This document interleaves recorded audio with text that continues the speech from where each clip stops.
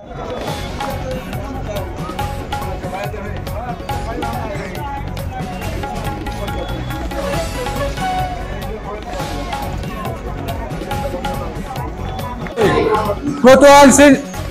संघटनेचा कोतवाल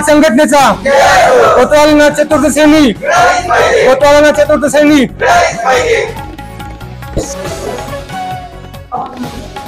आज दिनांक 24/9/2024 रोजीपासून कोतवाल संघटनेचे राज्य काम बंद आंदोलन चालू आहे। तालुका स्तरावर आज आहे 24ला, 25ला जिल्ह्यावर काम बंद आंदोलन आहे, 26ला आझाद मैदानावर आहे।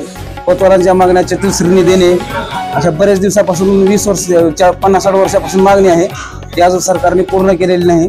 कोतवालाला बरेच काम आहेत, त्यामुळे सरकारचं लक्ष वेधण्यासाठी सरकारला विरोध नाही, पण आमच्या मागण्या मान्य करून घेण्यासाठी हे राज्यस्तरीय काम बंद आंदोलन आहे।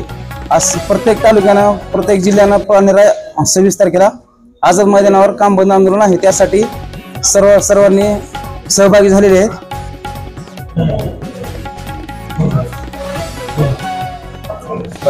जसं की आमच्या सहकार्याने सांगितले, आता 24/9/2024 पासून आमचं तालुकास्तरीय आणि उद्या जिल्हास्तरीय काम बंद आंदोलन आहे आणि आम्ही 26 तारखेपासून सगळे तालुके महाराष्ट्रातला सगळा महाराष्ट्र आझाद मैदानावर आम्ही आंदोलनासाठी जात आहोत। काम बंद धरणे आंदोलन आहे आणि आमच्या काही प्रमुख मागण्या आहेत की कोतवालाला चतुर्श्रेणी भेटले पाहिजे। कोतवाला अनेक वर्षापासून स्वातंत्र्याच्या अगोदरपासून सरकारचा महसूल जमा करते, निवडणुकीची कामे असो, इतर वेगवेगळ्या प्रकारचे तळागाळाचे गावातले म्हणजे सरकारचा एकदम महसूलचा कणा म्हणून कोतवाल हा कर्मचारी ओळखला जातो। तरी कोतवालाला आजपर्यंत चतुर्श्रेणी दिली नाही आणि ही मागणी खूप जुनी आहे, तरी सरकारने याकडे काही लक्ष घातलं नाही।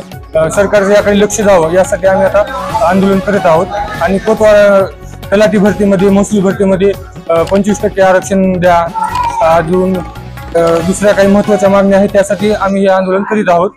आणि काही प्रमोशनचा कोटा आहे ते 40% आहे, ते बी वाढावा, 80% व्हावा, अशी कोतवालाची एक मागणी आहे। तर या मागणीसाठी हे आम्ही आंदोलन करीत आहोत। अनुकंपाचा पण विषय आहे, अनुकंपा लागू झाला पाहिजे कोतवालांसाठी। गुजरात आणि त्रिपुरा राज्यामध्ये कोतवालांना 1989 मध्ये चतुर्श्रेणी दिली, त्या धर्तीवर महाराष्ट्रामध्येही काहीतरी कोतवालासाठी चतुर्श्रेणी देऊन सरकारने लक्ष द्यावं हीच अपेक्षा आहे।